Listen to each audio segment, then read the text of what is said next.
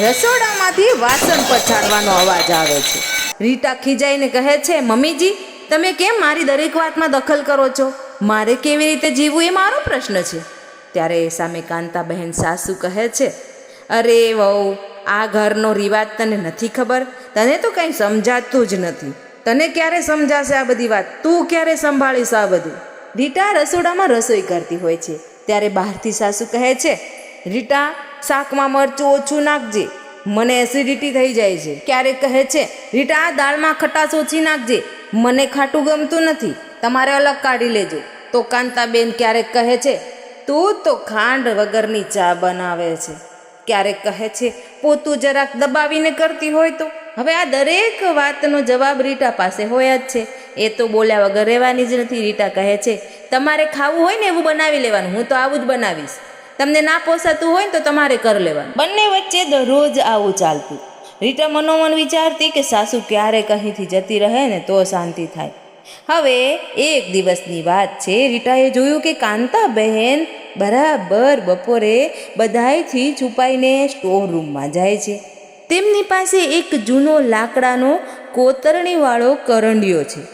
કાંતાબહેન એ પેટી પાસે જઈને કંઈક મંત્ર ગણબણતા હોય એવું લાગ્યું અને પછી તેમાંથી કંઈક લાલ રંગનું પ્રવાહી કાઢી અને રસોઈમાં ભેળવતા હોય એવું રીટાએ જોયું.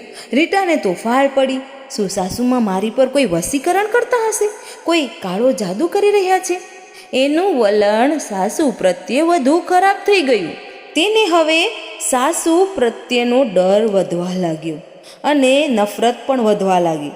જાસૂસી કરવા લાગી. એક અઠવાડિયા સુધી રીટાએ સાસુ પર નજર રાખી. તેને જોયું કે જ્યારે પણ કાંતાબેને જાદુઈ પ્રવાહી જમવામાં નાખતા ત્યારે એ જમણું જમ્યા પછી રીટાને ખૂબ જ ઊંઘ આવતી અને તેનું મન શાંત થઈ જતું. રીટાએ વિચાર્યું કે આ ચોક્કસ મને પાગલ કરી દેવાની દવા નાખે છે આમાં. એક રાત્રે જ્યારે સાસુ ઊંઘતા હતા ત્યારે રીટા ચોરી છુપીથી સ્ટોર રૂમમાં ગઈ. તેને એ રહસ્યમય કરંડિયો ખોલ્યો. અંદર લાલ મખમલના કપડામાં વીંટાળેલી એક જૂની ડાયરી અને પેલી લાલ બોટલ હતી. હવે ધ્રુજતા હાથે ડાયરી ખોલે છે રીટા. તેમાં કાંતાબહેનના અક્ષરે લખ્યું હતું, મારી વહુ રીટા બહુ ગુસ્સામાં રહે છે. કદાચ ઓફિસના કામનું ભાર છે, તે મને દુશ્મન સમજે છે, પણ હું તેને દીકરી માનું છું. આ જાદુઈ પ્રવાહી, જે હકીકતમાં શુદ્ધ કેસર અને ગુલાબનું અર્ક હતું, હું તેની રસોઈમાં નાખું છું, જેથી તેનું મન શાંત રહે અને તેની તબિયત સારી રહે. આ કરંડિયામાં મેં મારા ઘરેણાં રાખ્યા છે, જે મારે તેને જ તેના જન્મદિવસે આપવાના છે. રીટા સ્તબ્ધ થઈ ગઈ.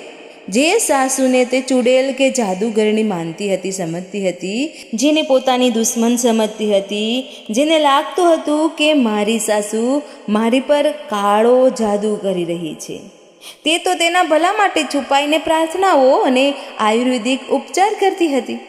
હવે એનું હૃદય પરિવર્તન થવા લાગ્યું. રીટાની આંખમાં આંસુ આવી ગયા. તે દોડીને સાસુના રૂમમાં ગઈ અને તેમના પગ પકડી લીધા.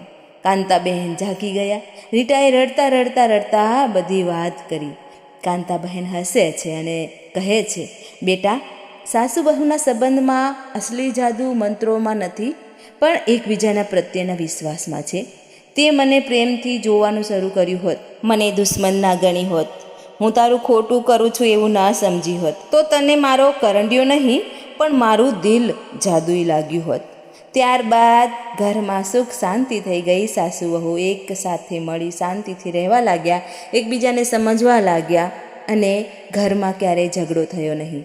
હવે બંને સાથે મળીને એ જાદુઈ રસોઈ બનાવે છે. મિત્રો, આજના સમયમાં સાસુ વહુનો સંબંધ બદલાઈ રહ્યો છે. હવે એ સત્તાનો નહીં પણ સહયોગનો સંબંધ બને છે. આજના યુગને અનુરૂપ સાસુ અને વહુને મળીને સમજીને રહેવું જોઈએ. જે ઘરમાં તમે આવ્યા છો ત્યાં વર્ષોથી એક રીતભાત ચાલે છે, તેને બદલવા માટે કોઈ ક્રાંતિ નહીં પણ પ્રેમ અને ધીરજનો ઉપયોગ કરવો જોઈએ. અને સાસુ પાસે કદાચ તમારી જેવી ડિગ્રી ન હોય પણ તેમની પાસે જીવનની પાઠશાળાનો અનુભવ છે. રસોઈ હોય કે સામાજિક વ્યવહાર, ક્યારેક તેમને પૂછીને તેમનું મહત્ત્વ વધારવું જોઈએ. જો મનમાં કોઈ ખટાશ હોય તો પતિ કે બહારની વ્યક્તિ પાસે ફરિયાદ કરવાના બદલે સાસુ સાથે શાંતિથી વાત કરો. અડધી સમસ્યાઓ તો માત્ર વાતો કરવાથી જ ઉકેલાઈ જાય છે. આજના જમાનામાં તમે ભણેલા ગણેલા અને આત્મનિર્ભર છો તે ગૌરવની વાત છે, પણ યાદ રાખજો કે સ્વતંત્રતા અને સ્વેચ્છાચાર વચ્ચે એક પાતળી ભેદરેખા હોય છે.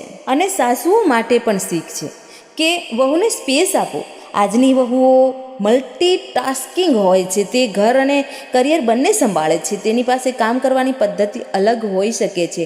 તેના પર વિશ્વાસ રાખો અને તેને થોડી સ્વતંત્રતા આપો.